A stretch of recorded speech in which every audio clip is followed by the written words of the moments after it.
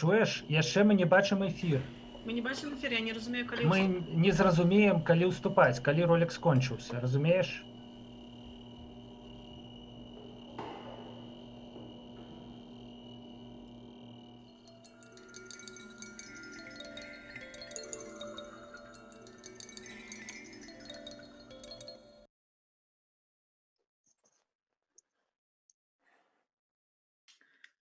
Прывітанне, сябры.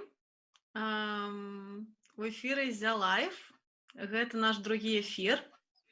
«Зя Лайф» — гэта серыя онлайн-стрымаў, якія каманда фестывалю «Паўночнае ззянне» робяць у дні 23-30 красавіка, калі мусіў адбыцца фестываль у рэжыме офлайн.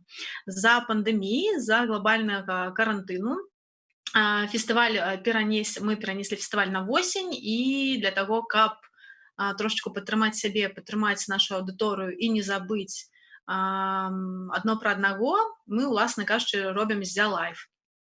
«Зя Лайф» — гэта размовы з цікавымі людзьмі на актуальныя тэмы.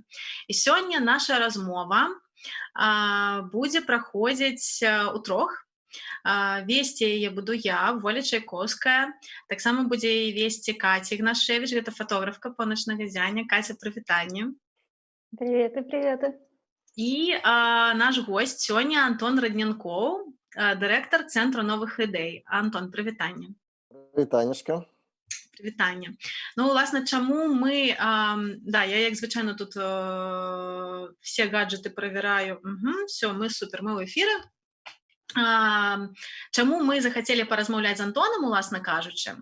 Гэта таму, што Паўночнае ззянне і Цэнтр новых ідэй супадаюць, скажем так, па каштоўнасцях. Мы з вамі спавядаем адныя каштоўнасці. Экафемінізм, супраць рознага кшталту дыскрымінацыі, fight climate change і так далей, і так далей. Таму, уласна, цікава з табой пагаварыць, як з такім адзінадумцам. І будзем размаўляць пра тое, чым вы займаецеся, і пра будучыню. Напэўна, пачнем... У нас вот такі ёсць пэўны спіс падрыхтаваных пытанняў. Будзем так больш-менш па ім рухацца, але калі ў цябе ёсць пытанні, таксама нам задавай. І калі ў нашых гледачоў, слухачоў ёсць нейкія пытанні, то вы, калі ласка, таксама пішыце каментарыямі пад эфірам на старонцы ззяння і пад эфірамі на старонках Еўрарадыё таксама. Мы будзем старацца адказваць на пытанні, калі яны у вас будуць. Катя, ну что, пачинаем? Да, пожалуй. Наверное, начнем мы не с таких сложных вопросов. Антон, как вообще твоя самоизоляция проходит? Как ты ощущаешь себя дома? Ну, цяжка.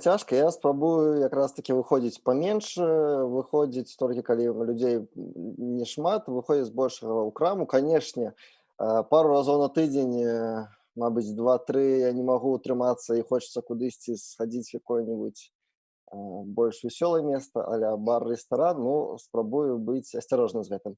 Ну і апрацоўваю сваіх бацькоў, імкнуся, каб яны таксама там прытрымліваліся самаізаляцыі. Бо я сам паходжу з Гомеля, яны ў мяне ў Гомелі знаходзяцца. Там, як я бачу, у прынцыпу, ў Мінску і інфармацыя лепш распаўсюджваецца, і ў Мінску неяк больш свядомыя гараджане, яны паводзяць сябе больш правільна, а ў Гомелі там поўны нігілізм часам бывае, і таму спрабую вот іх таксама напужаць часам, каб яны былі менш актыўныя і менш выходзілі з дома таксама. Ну вот у нас, напэўна, такое open-up question наконт таго, чым вы займаецеся ў Цэнтру новых ідэй увогуле, што такое Цэнтр новых ідэй, і вы перыядычна робіце вот з нейкім прамежкам вот такія даследаванні будучыні, прагнозы, да, што чакае Беларусь там праз столькі гадоў, праз столькі па розных паказніках. Ну і гэта так, канешне, вот звычайна пра будучыню, ну, не ведаю, так віламі па вадзе, правда? Ну, гэта цяжка прадказваць. Вот раскажы ўвогуле, што гэта такое прадказваць будучыню, як гэта, і, в прынцыпе, што такое Цэнтр новых ідэй?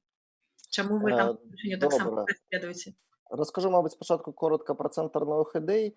Мы займаемся тым, што прасоўваем рэформы, прасоўваем іх у шырокія масы насельніцтва, робім гэта рознымі чынамі. Мы робім відэа, аналітычныя артыкулы, больш папулярныя артыкулы, арганізоўваем рэгулярна мерапрыемствы. Вот зараз таксама у нас весь план, в прынцыпе, на першае паўгоддзе змяніўся, як у вас узянні прыходзіцца рабіць онлайн, а не жывыя івенты. Вось. І сярод іншага робім розныя даследаванні. У нас ёсць два флагманскіх прадукта. Гэта рэйтынг беларускіх гарадоў, у якім мы даследуем усе гарады з насельніцтвам больш 50 000 чалавек. Глядзім, якія там адбываюцца тэндэнцыі. Некалькі прычынаў, чаму мы цікавімся гарадамі, бо 75% беларусаў жыве ў гарадах, то бок, в прынцыпе, гэта тое, дзе мы жывем. І ў гарадах адбываецца зусім розныя дынамікі нават унутры Беларусі. То бок ёсць гарады, якія развіваюцца хутчэй, ёсць гарады, якія развіваюцца павольней, і цікава параўноўваць, якія фактары на гэта ўплываюць. І ёсць у нас індекс беларускай будучыні. Апошнюю версію мы рабілі ў 2019 годзе. Рабілі мы яго крыху іншым чынам, чым рэйтынг беларускіх гарадоў. Мы яго рабілі экспертным апытаннем. То бок у нас было больш 50 экспертаў, мы ім дасылалі па розных тэмах пытанні, і яны адказвалі на гэтае пытанне, каб мы пабачылі ў выніку, як экспертная супольнасць бачыць развіццё Беларусі па той ці іншай галіне. Канешне же, коронавірус шмат што змяніў, і мы зараз будзем пачынаць, я думаю, праз некалькі месяцаў працаваць над новым індексам будучыні, каб ужо палепшым яго, мабыць, крыху зменім метадалогію, каб ужо адаптавацца да новых рэалій, і будзем больш рабіць фокус на устойлівасць, на резіліенс, глядзець, ад якіх фактараў залежыць увогуле устойлівасць гэтай краіны, нашай краіны, бо мы бачым, што коронавірус вельмі моцна змяніў увесь свет і паўплываў на ўвесь свет, і хоць там было вельмі шмат розных прагнозаў, індексаў і гэтак далей, але свет аказаўся не падрыхтаваным. Пра будучыню, конечно, яе цяжка прадказваць. Конечно, яе цяжка прадказваць, асабліва зараз, калі хуткасць будучыні павялічваецца. Я лічу, гэта добра, бо, в прынцыпе, 150 гадоў назад ты, калі нараджаўся, то ты глядзеў у акно, бачыў, там праязджала павозка з канём, паміраў праз 50 гадоў, і тая ж самая павозка ў акне праязджала. То бок гісторыя змянялася не вельмі хутка, тэхналогіі не вельмі хутка прыходзілі, змяняліся. Зараз вось все змяняецца суперхутка. І тое, што складана прадказаць, гэта ж добрая навіна. Гэта азначае, што ад нас таксама штосьці залежыць, што не ўсё ўжо вызначана, і што мы на нешта можам паўплываць. І якраз такі адна з галоўных мэтаў увогуле прагназавання будучыні, каб паспрабаваць знайсці нейкія магчымыя варыянты развіцця будучыні і запытацца ў саміх сябе, нам гэты варыянт падабаецца ці не падабаецца. І калі он нам падабаецца ці не падабаецца, што мы з гэтым будзем рабіць.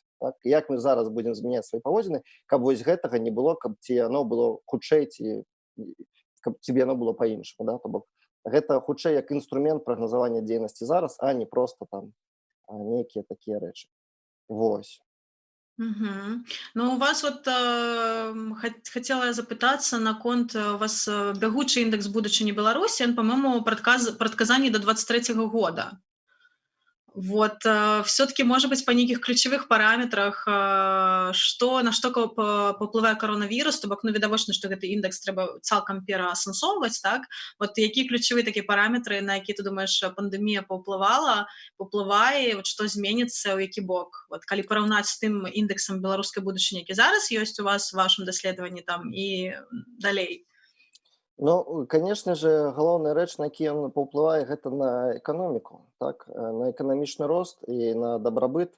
Відавочна, гэта ўсё зараз пад ударам, і відавочна, ўжо зараз у першым квартале эканоміка спала, і спад гэты будзе яшчэ большым.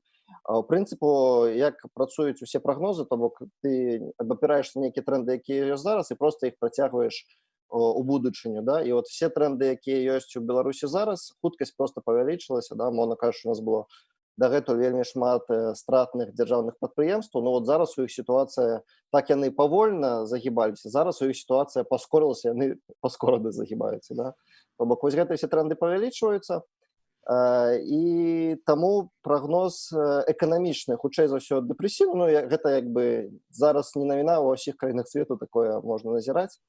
З пазітыўнага, што як пазітыўна паўплывала коронавірус на беларусаў, на Беларусь, што асабіста мне падабаецца, гэта, конечно же, вельмі моцны актывізм, які зараз прабудзіўся. І для мяне ўласна, я памятаю асабліва там от розныя дэбаты ў Фейсбуку у 13-14 годзе, як все беларусы, ну ці шмат хто захапляўся украінцамі, іх валанцёрствам, як яны дапамагаюць адзін аднаму, дапамагаюць краіне і гэтак далей. І тады шмат хто запытаўся, а ці здольны беларусы, да? ці мы такія, ці мы пасіўныя. І от мне падаецца, гэты каранавірус паказаў, што мы таксама можам аб'ядноўвацца, мы таксама можам дзейнічаць разам, дапамагаць разам, што нас хвалюе, што адбываецца вакол, што нам не ўсё роўна.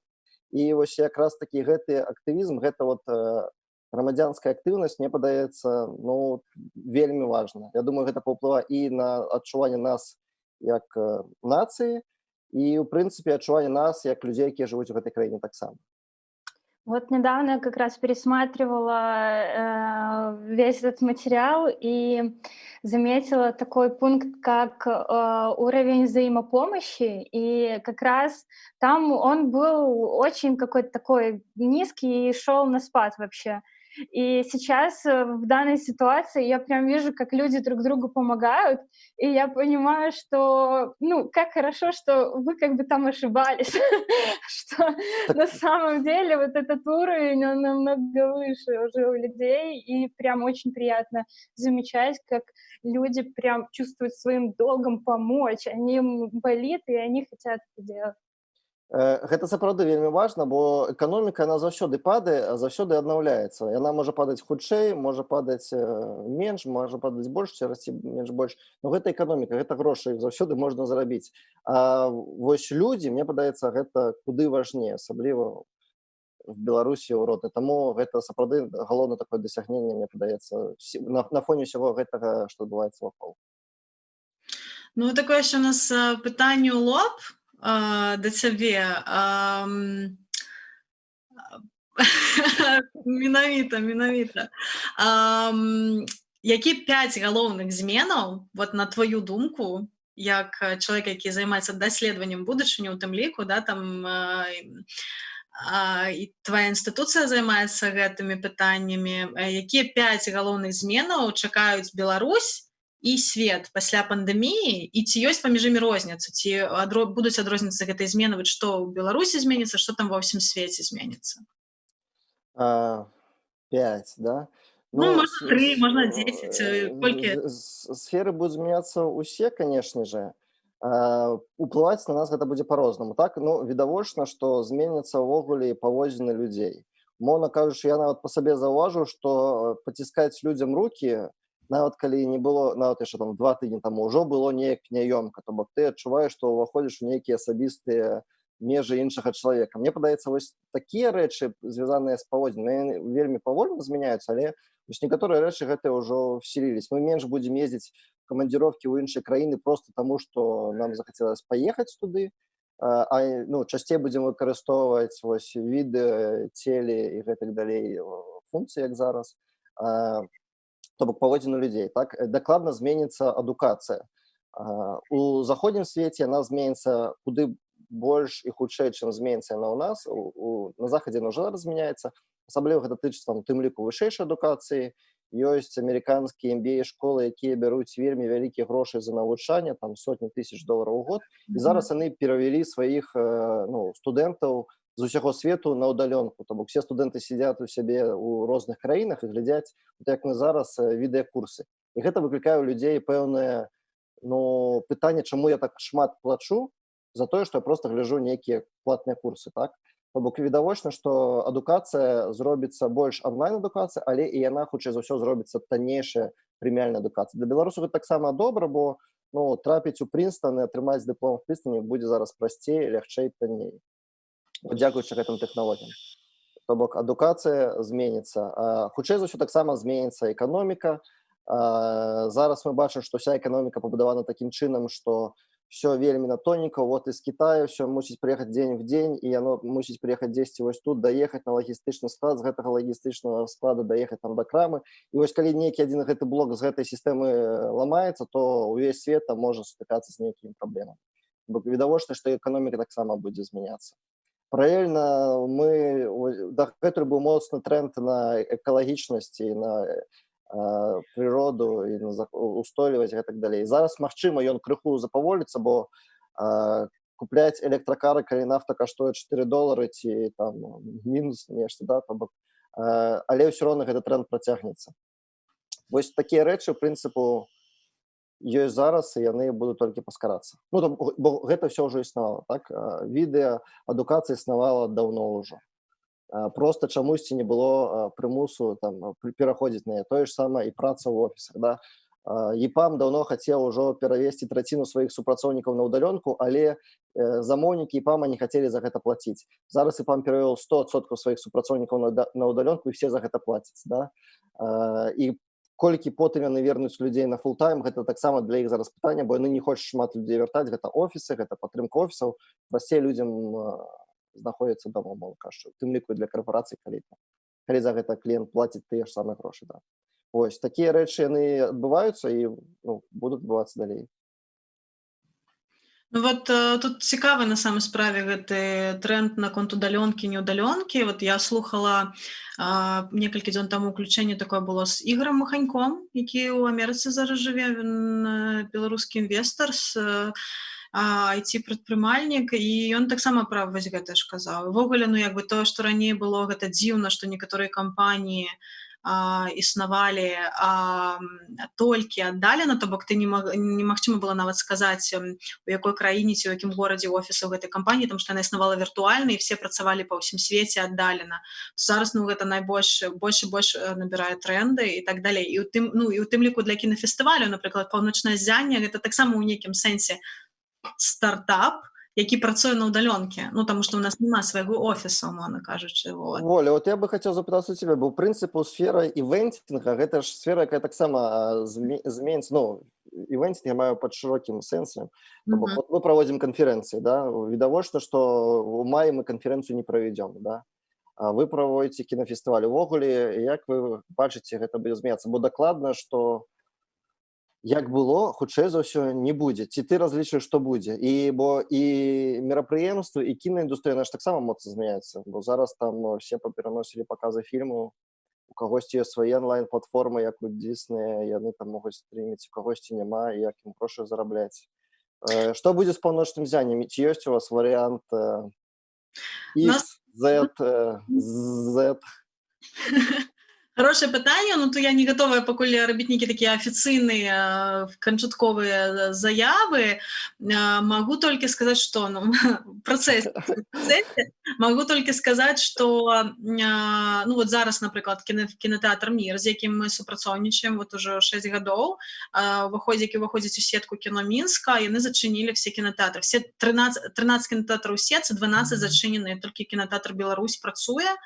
Вот, «Мір» зачынены. Канешне, прадказаць, калі рэальна пачнуць працаваць кінотэатры, складана. Калі рэальна адчыняцца межы паміж краінамі, прадказаць складана. Нават калі яны адчыняцца, ці людзі зноў так жа хутка пачнуць падарожнічаць, не пабаяцца прыехаць там, напрыклад, да нас у Менск на паўночнае ззянне, таксама сказаць складана.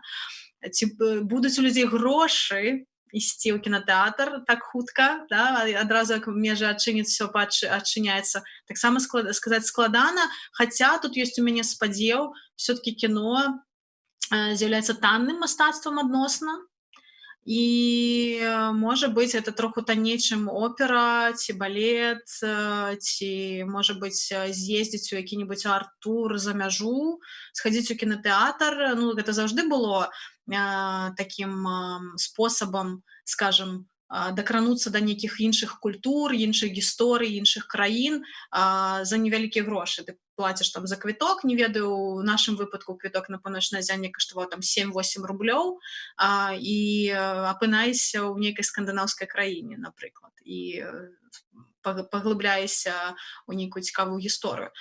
Тут цяжка, тут все цяжка. Канешне, зараз тренд таксама многія кінафестывалі ў свеце пераходзяць у онлайн. Напрыклад, кінафестываль CPH Docs у Капенгагене вельмі буйны у сакавіку праходзіў, яны перанесліся ў онлайн таксама. Але шмат узнікае тут пытанняў наконт таго, зноў-такі працаваць у Беларусі ў онлайне. Не ўпэўнена, не ведаю, вялікія пытанні ў мяне, наколькі людзі гатовыя плаціць зноў-такі за онлайн-кантэнт у Беларусі. Гэта заўжды вельмі вялікае пытанне. Пытанне пірацтва, пытанне таго, што калі ты выходзіш у онлайн у Беларусі, то, ў прынцыпе, тады атрымліваецца фестываль не абмежаваны толькі Менскам, а можа, умоўна кажучы, вяшчаць на ўсю Беларусь, гэта плюс. З іншага боку, пытанне, якое у нас пакрыццё інтэрнэтам у Беларусі, і ці рэальна людзі ў рэгіёнах будуць, нават калі ў іх будзе гэтая магчымасць, як яны даведаюцца пра фестываль, ці даведаюцца з патрэбных крыніц, ці пройдуць па спасылцы, ці разбяруцца, ці будуць гатовы заплаціць там 5 рублёў за тое, каб паглядзець нейкі фільм. Гэта як бы пытанні, якія вісяць у паветры. Таму тут мы так вырашылі, праводзім Зя Лайф і пачынаем брейнстормінг з нашымі партнёрамі, калегамі і сябрамі, шукаць, можа быць, нейкія новыя фарматы, а можа быць, чакаць, пакуль все скончыцца і спрабаваць рабіць офлайн восенню. Пакуль мы новыя даты не абвяшчалі, таму што, в прынцыпе, зноў-такі не хапае пакуль інфармацыі, каб прыняць нейкае рашэнне. Ну вось тое ж самае, бо мы таксама ладзім розныя канферэнцыі. Звычайна у нас 2 буйныя канферэнцыі на год, адна ўвесну, іншая ўвосені. І, хутчэй за ўсё, мне падаецца, што восенню прыйдзецца рабіць онлайн. То бок зараз мы былі не гатовы да гэтага онлайн-канферэнцыі. Вось пройдзе яшчэ 3 месяцы, і мы ўжо будзем маральна гатовы і прымем тое, што замест шыкоўнай там...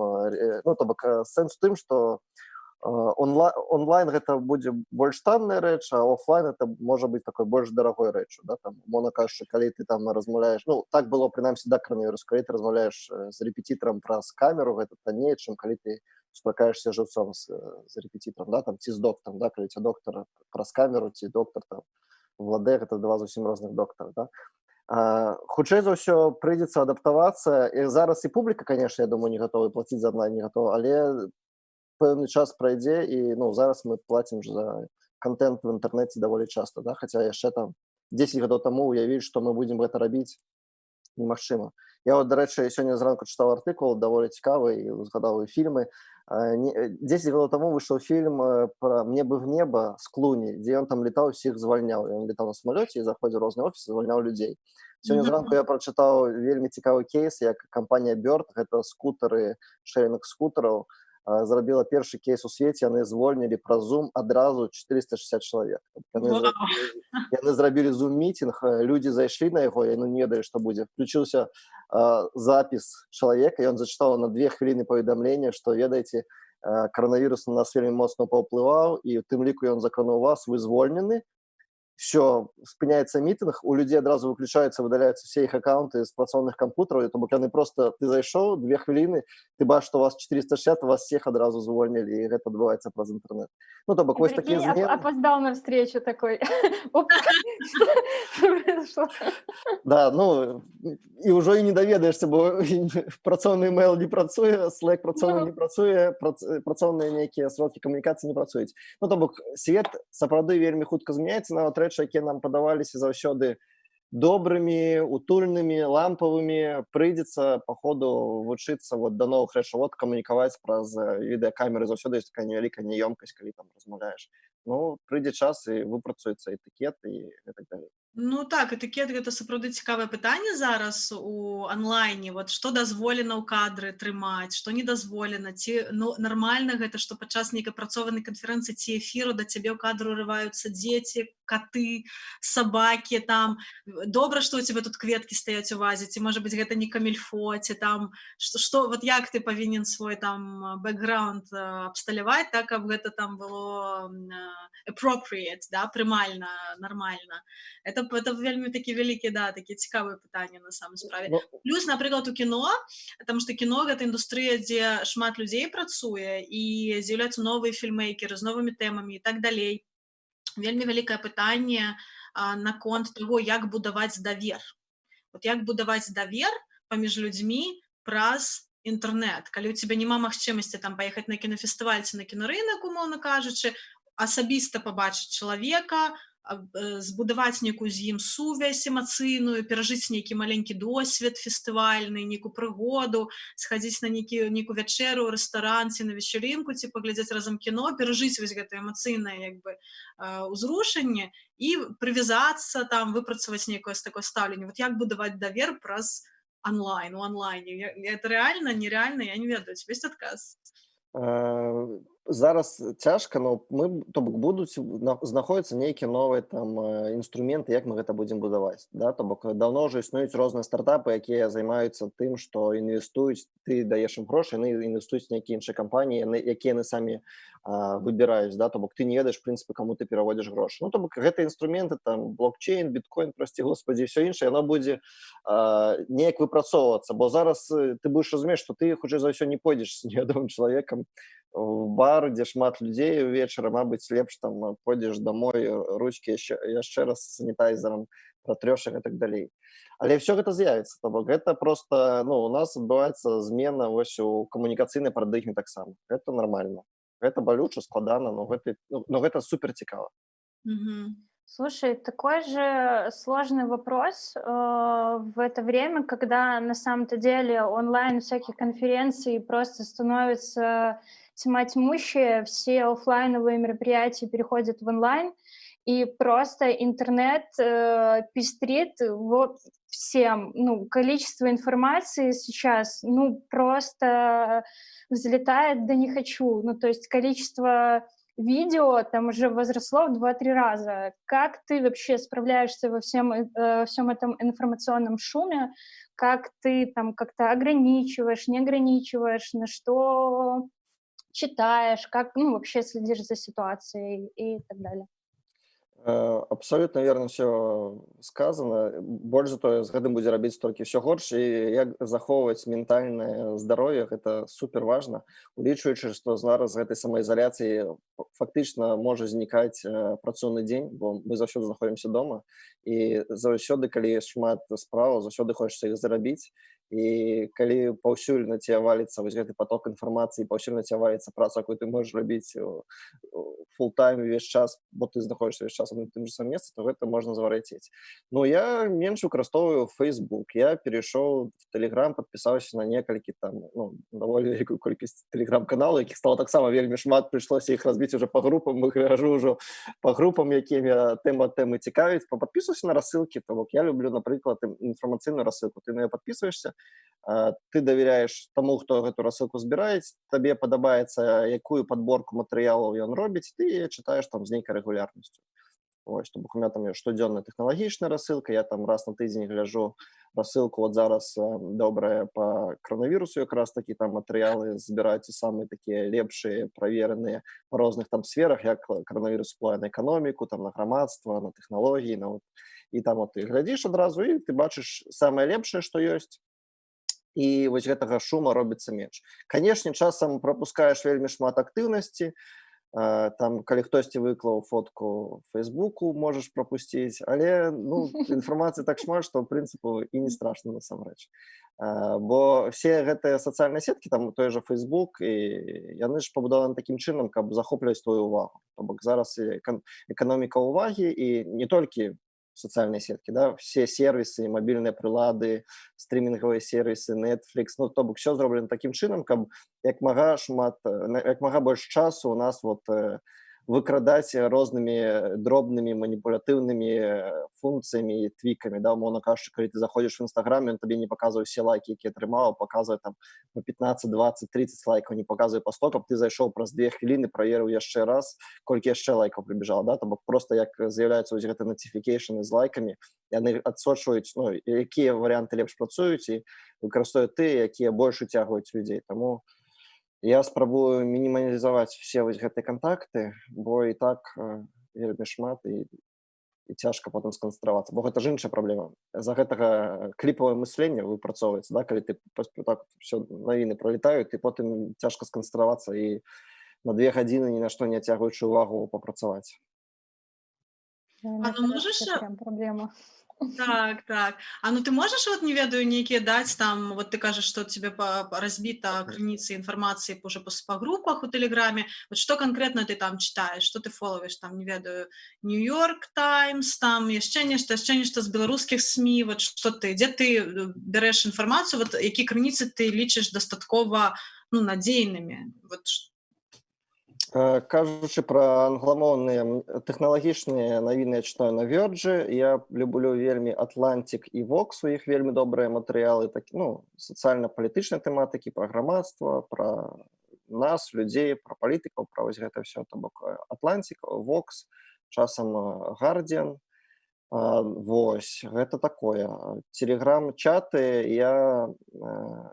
У меня есть некалькі каналаў, на якія падпісаны, ёсць нейкія беларускія тэлеграм-каналы. Вот Артём Шайбана, люблю яго, палітычную аналітыку чытаць. Ёсць некалькі расійскіх экспертаў. І там ёсць розныя каналы па дыджыталу, тэхналогіям, прадуктовым рэчам такого кшталту.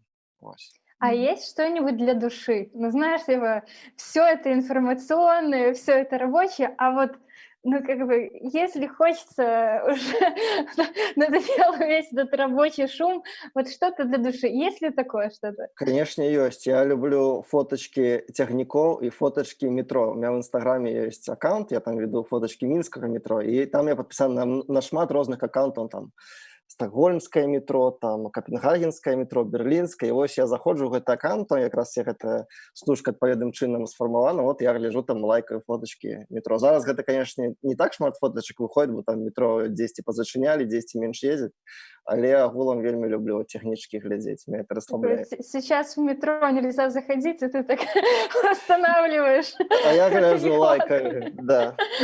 Слушай, ну вообще даже не сказала бы, чтобы так с лету и придумала бы даже такой интерес у тебя.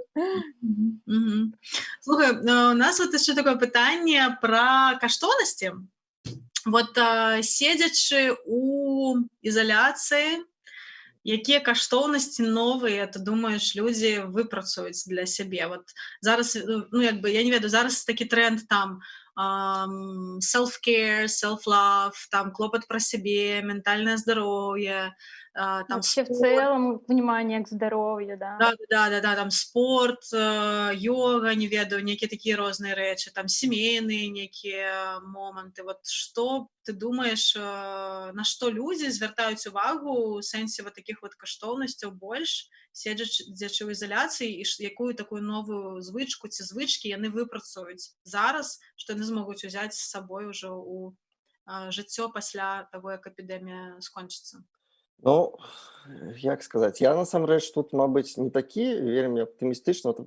Я як не любіў займацца спортам, вот гляжу, вот усе пачалі там лайф рабіць там зарядачкі, ну, я магу паглядзець лайф зарядачку, но вот все роўна пакуль што, ну, маленькую зарядачку пачаў рабіць, але не больш за тое. Мне падаецца, тут хутчэй за ўсё, альбо калі у цябе былі нейкія жаданні і табе не хапала там часу на іх, зараз даходзіцца. Вот хацеў заўсёды пазаймацца ёгай, не было часу пайсці займацца ёгай, а вот зараз там выкладчык йогі яе просто транслюе, ты можаш адзін раз паглядзець, потым далучыцца, да? То бок, мабыць, вось такого кшталту, калі у цябе ўжо нейкія жаданні былі, не было часу імі заняцца, зараз з'явілася час заняцца, да? Ці там пачытаць кнігі, я не ведаю. Але тое, каб людзі зараз змяніліся і сталі ўсе раптам, напрыклад, вельмі спартыўнымі, бо яны себе дома толькі кушаюць і трэба кудысьці дзеваць калорыі. Ну, я вот не вельмі моцна ў гэта веру. Лень все-таки вельмі моцна у нас, у шмат каго з нас ёсць, прынамсі у мяне таксама. Таму я не думаю, што вось такого кшталту будуць змены. А па камунікацыям, як я казаў, дакладна будуць. То бок, вось зараз, ну, як арганізатар вечарынкі, ёсць у цябе дзень нараджэння, напрыклад, ёсць у цябе этычнае права збіраць у сябе сяброў, да? То бок ты зараз разумееш, што прынцыпу твоё здароўе гэта не толькі твоё здароўе, што ты можаш быць, ну, біялагічнай бомбай і кагосьці яшчэ там заразіць, і калі у цябе адбываецца ўсё добра, з ім можа быць кепска, да? То бок вось такія этычныя рэчы пра хорошо, кепска. Сацыяльная адказнасць. Так, і, ну, вось такого кшталту. Вось тое, што кажаш, сацыяльная адказнасць, я думаю, гэта карпаратыўная сацыяльная адказнасць, таксама зменіцца стаўленне ў Беларусі, прынамсі у краінах захаду яно ўжо змянілася. Бо раней у нас карпаратыўна-сацыяльная адказнасць, яна бізнесам больш успрымалася як маркетинг, то бок як нейкая магчымасць проста парэкламаваць сябе праз прыгожыя слоганы, прыгожы нейкі, ну, я не ведаю, прыгожую карцінку, так? Мне падаецца, зараз карпаратыўна-сацыяльная адказнасць, гэта адбылося на захадзе, калі яны пачалі адыходзіць ад нейкіх там маркетынгавых штук і больш глядзець ужо ўнутры працэсаў, глядзець, каб працэсы ўнутры былі больш устойлівыя, адказныя і гэтак далей. Мне падаецца, вот зараз гэта будзе адбывацца і з беларускімі кампаніямі, з беларускім бізнесам таксама. Бок ён, калі будзе дапамагаць, то ён будзе дапамагаць таму, што ёсць патрэба, ці калі ён будзе рабіць нешта, каб гэта было для экалогіі, то гэта будзе сапраўды нешта змяняць унутры бізнеса, каб гэта было экалагічна, а не проста там рабіць прыгожую акцыю пад экалагічнымі, мовна кажучы, назвамі і гэтак далей. Напэўна, да, гэта цікава. Катя, што у нас там далей было по плане? Самый интересный для меня вопрос. Слушай, вот сейчас, ну, как бы много бизнесов в тяжелой ситуации, увольняют людей, ну, как бы как-то денежного никакого прироста особо нет. То есть не многие профессии могут вообще работать на самоизоляции. Ну, на примере же меня, я фотограф, ну, как бы в самоизоляции я не могу фотографировать людей. Ну, то есть мне обязательно нужно какой-то, ну, личный контакт, встреча. Вот. И поэтому вопрос про как-то формирование бюджета, ну, то есть как в таких ситуациях вообще поступать, ну, то есть прогнозировать вообще свой бюджет на будущее. Вот, потому что явно ситуация сложная, людей больше увольняют, нежели принимают на работу, и, понятно, денег, а где ты их найдешь тогда, когда тебя уволили, работу ты найти не можешь, вот, и у тебя есть какой-то там запас бюджета, и на как долго его там вообще запасаться, и, ну, как бы, как прогнозировать вообще это вот все. Надеюсь, вопрос понятен. Так, канешне, дзе ўзяць дзеньгі, калі яны скончыліся. Ну, канешне, з беспрацоўем будзе беда ў Беларусі асабліва, бо нават у Злучаных Штатах Амерыкі за 3 тыдні 10 мільёнаў амерыканцаў звярнуліся па пасобе по беспрацоўю, і там у ЗША там Трамп даволі хутка насыпаў усім грошай, там на рахункі прыйшло больш за $1000 людзям. У Германіі дзяржава таксама вельмі хутка і моцна падтрымлівае і як бізнес, і так і прыватных асобаў. У нас разлічваюць, што прыйдуць грошы в рублях на беларускі рахунак твой не прыйдуць. Што кажуць эксперты, там эканамісты адносна, напрыклад, там бізнесу, так? Калі у вас стартап і у вас няма добрай выручкі, напрыклад, то трэба планаваць до канца 2021 года. Гэта надзейны варыянт. Бок ваш бюджэт мусіць быць свёрстан до канца 2021 года, вы мусіце разумець, як вы будете фінансаваць ваши выдаткі. Калі вы не можете іх фінансаваць, то, на жаль, трэба людзей будзе звальняць, бо просто не будзе грошай ім плаціць. Бізнесы, якія могуць штосьці рабіць, то яны штосьці рабіць, я маю на ўвазе змяніць там сваю канцэпцыю, да, вось раней рабілі нешта офлайн, пачалі рабіць гэта онлайн. Але, зноў жа, у большасці выпадкаў гэта не рашэнне. У большасці выпадкаў нават рэстараны, якія пераходзяць на, онлайн-доставку, но все равно у тебя не будет столько замоваў, каб пакрыць нават там аренду і гэтак далей. Гэта не выратуе ад катастрофы. Калі у вас нейкі ёсць запас, то вы праіснуеце. Калі запаса мала, то будуць праблемы. Гэта тычыцца бізнеса. Тое ж самае прынцыпы тычыцца і людзей. Калі зараз няма грашовага запаса, то на рынке працы будзе вельмі кепска. Мы нават бачым, што ўпершыню беларускі IT-сектор, які заўсёды рос, нават там пачаліся звальненні. І там звальненні будуць з пэўным лагам, бо ў іх ёсць там, на аутсорсінге ёсць нейкі там праектны цыкл, калі да цябе прыходзіць новая замова, узнікае новая замова, да, то бок гэта можа быць год, там, 1,5 гады ці паўгады. То бок нават яны яшчэ да канца не разумеюць, які ў іх будзе спад і колькі людзей ім прыйдзецца звальняць.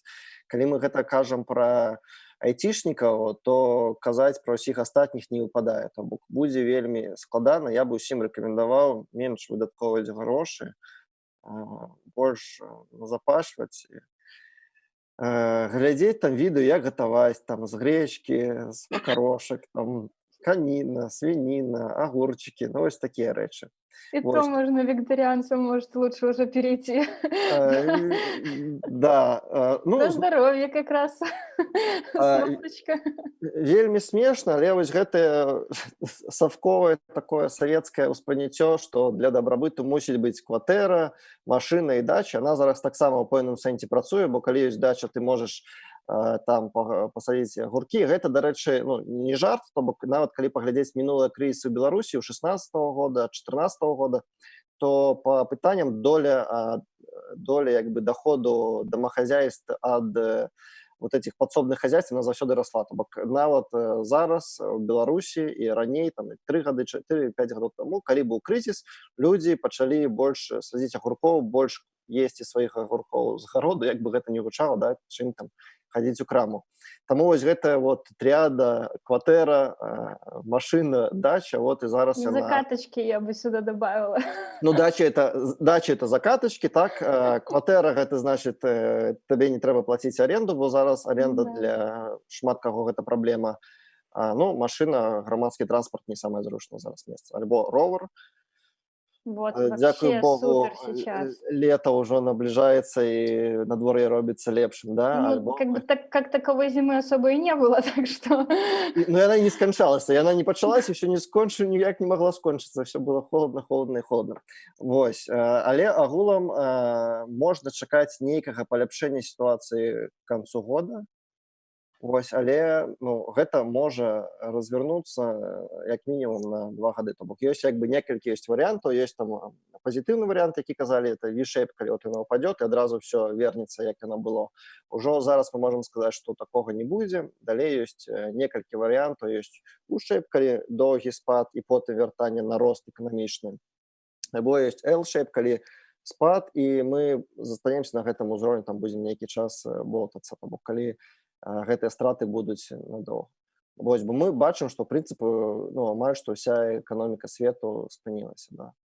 І гэта вельмі сур'ёзна, такога ніколі яшчэ ў гісторыі чалавецтва не было, і ніхто не ведае, ну, што будзе далей.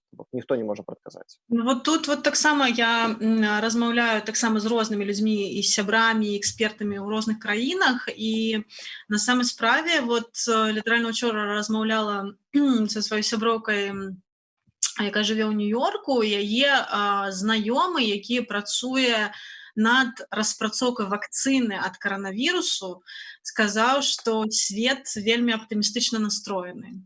Наконт, што не будзе так хутка вакцыны, што ў любым разе вот цэнтр, напрыклад, амерыканскі цэнтр, які распрацоўкай вакцыны займаецца, ён нічога яшчэ не вынайшоў.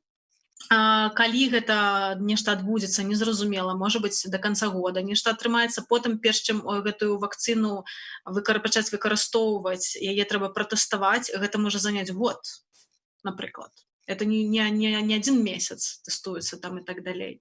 І, канешне, тут такія вот таксама, як гэта все адбудзецца, адаб'ецца на эканамічным росце ці спадзе, ці крызісе, гэта вельмі цяжка зараз прадказаць. Я таксама чула прагнозы, што жнівень будзе такім пераломным момантам, і ў жніўні пачнецца такі самы апакаліпсіс, калі ўсё не стане лепш. Ну, а мне здаецца відавочна, што ў жніўні ўсё не стане рэзка так лепш, то бок наадварот. І ў гэтым сэнсе, напрыклад, калі вот учора я ўдзельнічала ў размове з беларускімі фільмэйкерамі, у нас быў у гасцях дырэктар мінскага кінавідэапраката, вот кіно Мінск, і ён кажа, што вот у верасні людзі ўжо вернуцца ў кінатэатр, мы ў верасні пачнем працу, мы ў верасні там все вернуцца там, вот у ліпені, напэўна, там мы пачнем адчыняцца, людзі яшчэ будуць з небяспекай ставіцца, но ў верасні вот уже ўсе вернуцца. І вельмі аптымістычна. I'm not so sure, таму што гэта вельмі аптымістычны прагноз. Ну, і гэта, адпаведна, непасрэдна ўплывае, канешне, на паўночнае ззянне. Ну і на іншыя мерапрыемствы і івэнты, якія будуць адбывацца ўвосень, якія былі запланаваны першапачаткова на восень. а не перанесеныя вот як мы, ну то бок. Ну, то бок, я бы зараз, от сидячи зараз, вот сёння не рызыкнуў бы праводзіць мерапрыемства ўвосень, нават просто збіраць людзей. Вот просто збіраць людзей разам, ну, гэта рызыкоўна. Напэўна, Давайте тогда, может, подумаем, как тогда, ну, в теперешней ситуации, с теми новостями, которые мы знаем, ну, как-то прогнозировать этот момент, ну, то есть действительно, какое будущее можно рисовать? Вот ты говорила, что надо планировать бюджет для бизнеса до конца года, да? То есть, до конца 21 года. Ой. 21 года. Не гэтага года, а до конца наступного года. Гэты год ўжо амаль што скончыўся, з гэтым все понятно. Вот. Базовый сценарий, что да, обновление экономики почнется в конце 21 года. Вот. Это, ну, я могу, То конечно, есть нам шмат кинофестиваль даже и не пробовать думать в этом году еще организовывать, да? То есть подумайте там в конце 21-го. Ну, мне падаецца, вось гэтыя онлайн-інструменты зараз ствараюць вельмі шмат новых цікавых магчымасцяў. Мне падаецца, трэба рабіць эксперыменты, бо все-таки онлайн гэта адкрывае новыя магчымасці, ну, не ведаю, то бок прынцыпу зараз фестываль можа праходзіць адначасова ва ўсім свеце, да? То бок адзін спікер можа знаходзіцца я не ведаю, Бразіліі, у Мінску і там дзе заўгодна, да? Яны могуць сидзець нават па памяшканнях, і там будзе стрым, да? То бок гэта можна арганізаваць вельмі цікава і па-новаму. Пакуль што толькі зараз людзі спрабуюць, шукаюць, но мне падаецца, гэта магчымасць для паўночнага зяння выйсці таксама на сусветны ўзровень. Ён быў, но зараз ужо дамініраваць глобальна. Ну так, ну і тут з'яўляецца пытанне таксама дамінирования, але і канкурыравання, тому што калі ты канкурыруеш толькі ў Беларусі, гэта зноў-такі адзін маштаб, а калі ты канкурыруеш онлайн з усім светам, это зусім іншы маштаб, і ўзровень выдаткаў на прома, і ўзровень сарафаннага радыё, якое з'яўляецца адным, вот, скажем, з такіх магутных інструментаў прасоўвання кінафестывалю. Ну, тут, канешне, да, шмат-шмат розных думак. У нас засталося 5 хвілінаў да сканчэння эфіру. Што мы яшчэ хочам адзначыць? Антон, ты нешта хочаш яшчэ сказаць?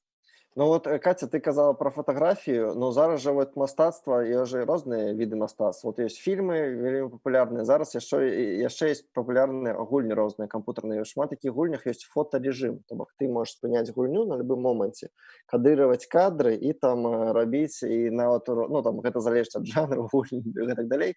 Ну там прямо у некаторых ствараюць прямо шэдэўры, таму трэба Надо пересмотреть и поиграть в игры, да? Да, я могу потом написать, якіх самое пригожее атрымліваецца вымачкі, ну, а что поробишь, такі свет. Чувствую, у тебя еще один инстаграм-аккаунт есть, не только с фотографиями метро. Да. Супер, ну, слухайте, гэта все, канешне, хочацца заставацца аптымістамі на самай справе, але ну трэба быць рэалістамі, таму што так, што мне тут пішуць, таму што быць гатовымі да сканчваем да горшага таксама і трымацца разам. І ў прынцыпе тое, што мы робім на Зя Лайф, скіраваная на то, каб мы кансалідаваліся паміж сабой, падтрымлівалі адно аднаго. У прынцыпе, Зя Лайф гэта таксама нейкая такая нейкі такі жэст актывізму, калі хочаце, і аб'яднання, кансалідацыі, і гэта вельмі важна ў такія часы, таму што людзі, чалавечы рэсурс гэта, напэўна, самы важны рэсурс. Вот, таму дзякуй вам, сябры, за эфір. Дзякуй за ўдзел і за падтрымку. Запрашаю вас заўтра ў 7 вечара на размову з рэжысёркай Дашай Жук. Будзем размаўляць пра фемінізм, жаночай гісторыі, расказванне жаночай гісторыі, пра то, над чым Даша працуе зараз. Ну і наогул эфіры з Зя Лайф працягнуцца да 30 красавіка. Заставайцеся з намі. Всяго добрага.